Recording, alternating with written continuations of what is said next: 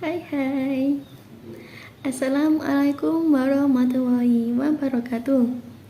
Sebelumnya perkenalkan, nama saya Anissa Elvi Hidayah, NIM 2122047 dari PAI kelas 5C. Di sini pertama saya akan membahas tentang bab pernikahan.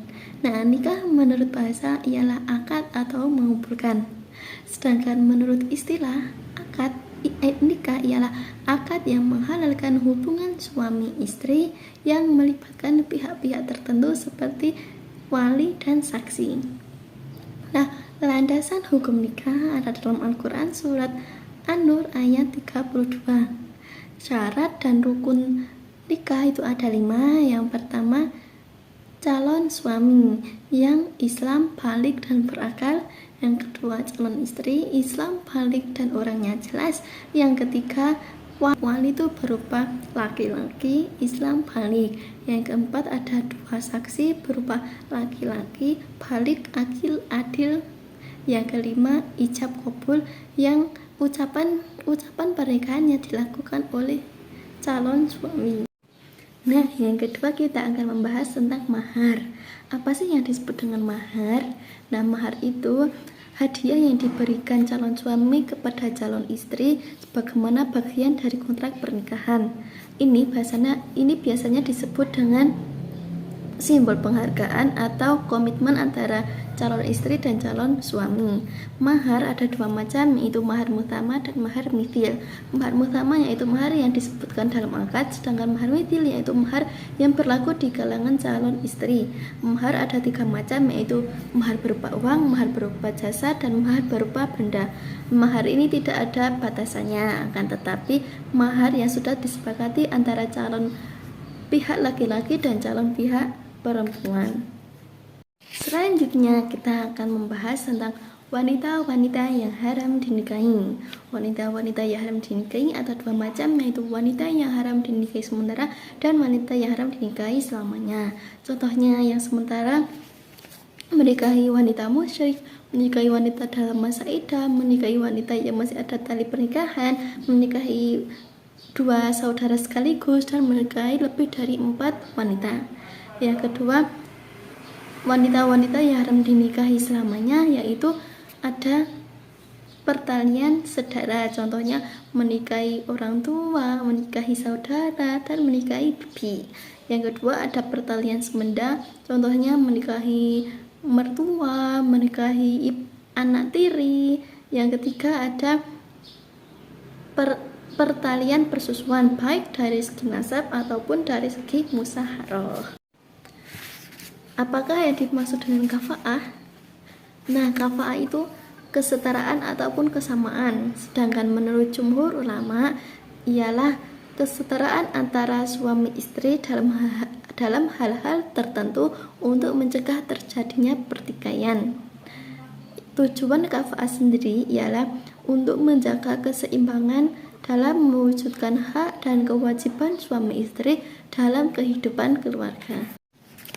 Ternyata menikah dengan wanita yang hamil dengannya itu menurut jumhur ulama diperbolehkan. Akan tetapi kalau anak itu lahir kurang dari 6 bulan maka akan dinasabkan kepada ibunya. Sedangkan kalau anak itu lahir lebih dari 6 bulan maka anak akan dinasabkan kepada bapaknya. Selanjutnya ada nikah siri. Nah, nikah siri itu nikah rahasia sebagaimana nikah sah menurut agama, akan tetapi pernikahan itu tidak dicatat di KUA. Yang ketiga, ada nikah dengan non muslim. Nah, menurut jumhur ulama berpendapat bahwa seorang muslim dan muslimah itu diharamkan menikah dengan non muslim. Yang keempat, ada nikah sigar, yang menurut Imam Malik itu pernikahan jenis ini tidak sah baik sebelum atau sesudah terjadinya duhul. Selanjutnya ada pernikahan mut'ah, itu seperti pernikahan kontrak yang dilakukan seseorang untuk jangka waktu tertentu seperti 1 tahun, 2 bulan itu. Terus yang terakhir ada nikah muhalil. Nah, pernikahan ini dimaksudkan untuk menghalalkan menghalalkan pernikahan dengan mantan suami yang telah menceraikannya. Selanjutnya saya akan membahas tentang fasakh. Fasakh menurut bahasa ialah pengurangan atau pemisahan, sedangkan menurut istilah fasakh ialah menghapus perkawinan atau menghilangkan hukum dari asalnya menjadi sedia kala. Nah, pernikahan ini itu nikahnya rusak. Contoh perbedaan antara talak dan fasakh itu, kalau talak mengakhiri pernikahan, sedangkan kalau fasakh itu membatalkan pernikahan.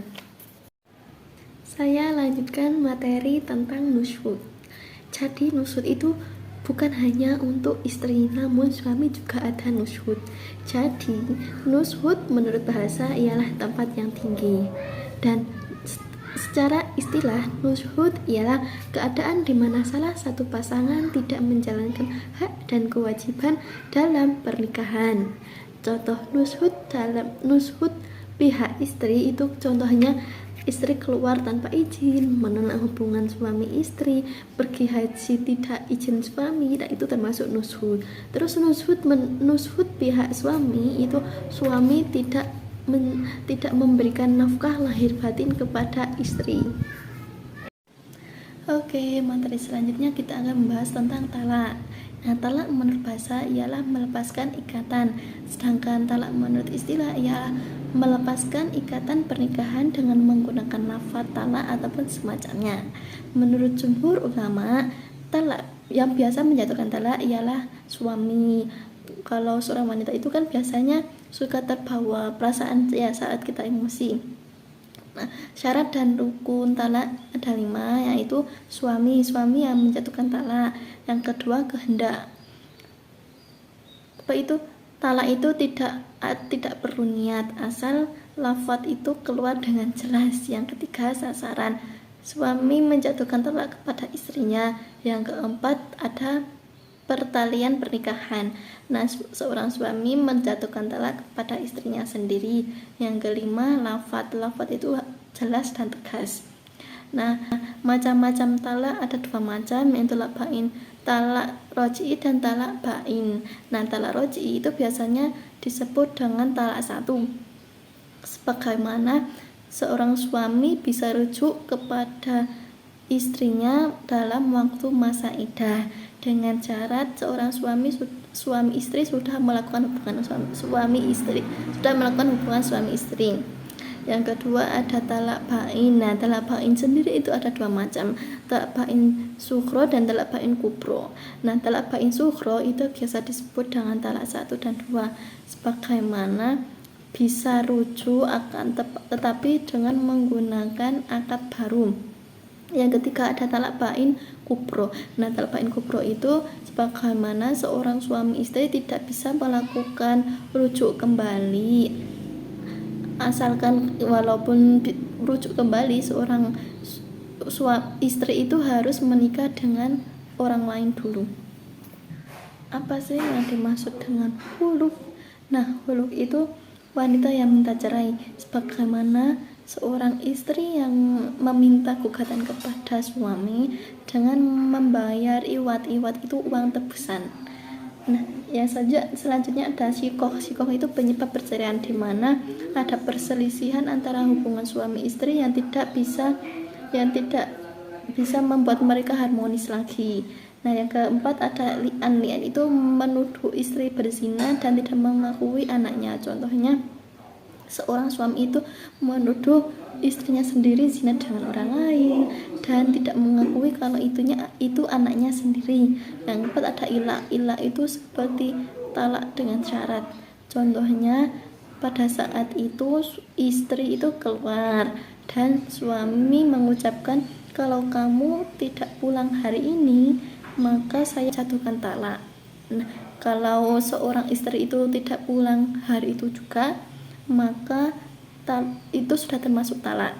Kalau istri langsung pulang dan pulang hari itu, maka tidak termasuk talak, karena sudah melakukan kewajiban seorang istri, sudah taat kepada suami itu ya. Yang keempat ada dihar. Dihar itu menyamakan istri dengan orang lain. Contohnya seorang suami yang menyamakan poster tubuhnya istri dengan orang lain, ataupun menyamakan punggung istri dengan punggungnya ibu sendiri, itu termasuk tihar. Selanjutnya kita akan membahas materi tentang rujuk. Nah, rujuk menurut bahasa ialah kembali, sedangkan menurut istilah, rujuk ialah proses pengembalian istri ke dalam ikatan pernikahan setelah perceraian talak wajib. Nah, rukun dan syarat talak ada 5. Pertama, suami yang bertindak hukum. 2, akad bisa berupa lisan ataupun perbuatan. 3, istri yang menerima rujuk dan sudah digauli. 4, waktu. Nah, waktu ini dibatasi pada saat wanita itu dalam waktu masa iddah. Yang kelima, saksi. Namun keberadaan saksi ini disunahkan. Melanjutkan tentang bab iddah. Iddah menurut bahasa ialah perhitungan, sedangkan menurut istilah iddah ialah masa tunggu yang harus dilakukan oleh wanita setelah perceraian atau suaminya meninggal.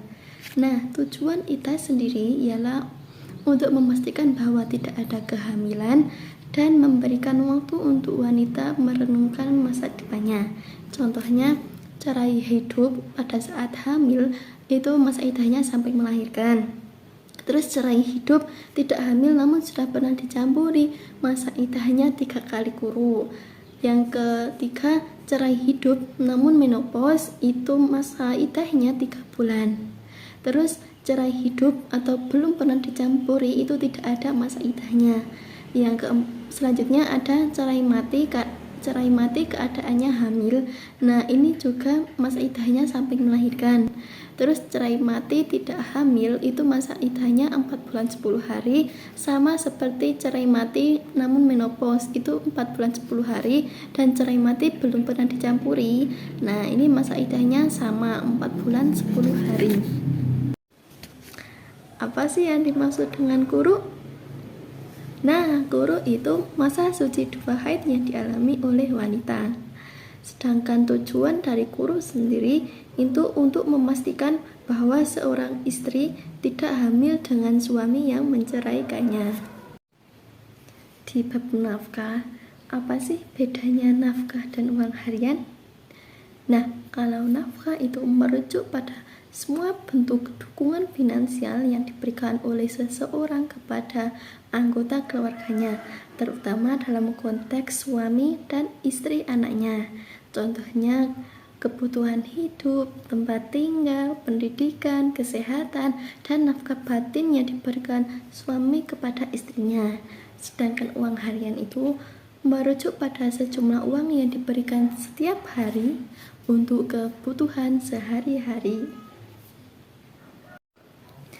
Bab terakhir kita membahas tentang hadonah.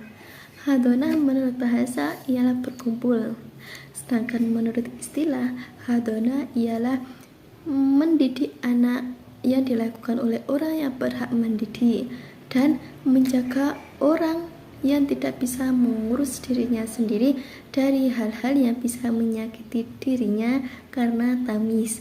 Contohnya anak, orang tua, serta orang gila. Jadi hadonah ini tidak hanya untuk mendidik anak, melainkan bisa untuk mengurus orang tua dan mengurus orang yang gila. Nah, di bab hadonah ini ada hak-hak yang mengasuhnya, orang yang berhak mengasuhnya.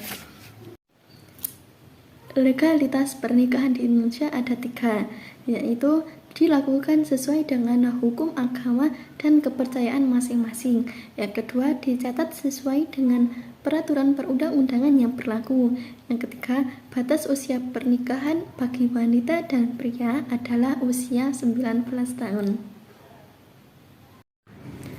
Cukup sekian dari saya, kurang lebihnya mohon maaf. Akhirul kalam. Assalamualaikum warahmatullahi wabarakatuh.